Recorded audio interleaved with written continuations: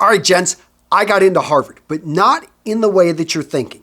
Let me explain. So back in 2004, I applied to 4 business schools: the University of Texas at Dallas, University of Texas at Austin, Cornell University in Ithaca, New York, and Harvard University in Boston, Massachusetts. Went to all 4 schools, checked them out, spoke with a lot of people, applied to all 4, and I got into all of them except Harvard. I was rejected. Now, don't feel sorry for me. I actually used the Hazelwood Act, went to school at the University of Texas at Austin for free, got a free MBA, and I can't complain about that. But I was just like, man, if I just could. I remember I wanted to get into Harvard because, and this is why, I had read so many books from the Harvard Business Review.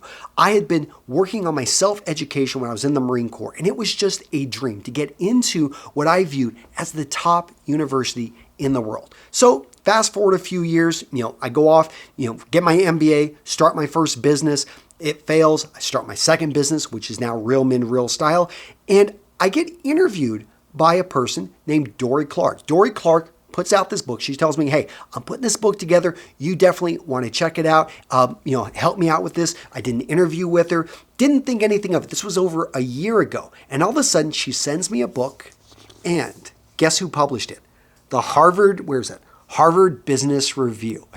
So I got into Harvard, but not in the way I expected. Oh, and by the way, go check out this Entrepreneurial You. I am on pages 118 through 120, pages 231 to 232. And she just talks about me using YouTube to build up business to my clothier and then transition into using information marketing and the conference and everything we built over at Menfluential, which I will link to down in the description. I will also link to Dory's book, which it's a great read. So if you're looking to start a business, definitely check out this book.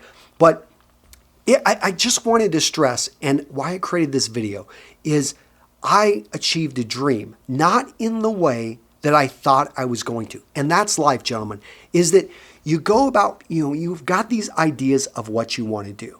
And life has a way of kind of changing the direction on you. But if you stay focused, you stay consistent, you may find, in my case, over a decade after I was rejected, didn't get in, I did get in to actually, and I started thinking about, why did I want to go to Harvard? I just felt I would align myself with people who were going to have success. I didn't get to that high group, but I got to a group that was really close. UT's a top 20 school. And it was something that I surrounded myself with smart people who pushed me, made me better. And lo and behold, all of a sudden I started popping up in books which have that name on it. Now, I guess I can't technically say I went to Harvard on my LinkedIn, but I think you guys get the point, is that sometimes life turns out not the way you expect, but the way, if you put in the hard work, the way that, you think it probably should. I don't know. Did that make sense? I just thought this was really cool. I wasn't expecting it. So I get this book and I just wanted to share that with you. A little victory, something that I can now show my mom and she'll get all excited about. My mom she doesn't care about the YouTube video. She doesn't so much care about, the blog, but a physical book that came from Harvard. Oh yeah, that's going to make her day. It's going to make her week. She'll probably brag about this actually for the rest of the year. All right, guys, take care. I'll talk to you later.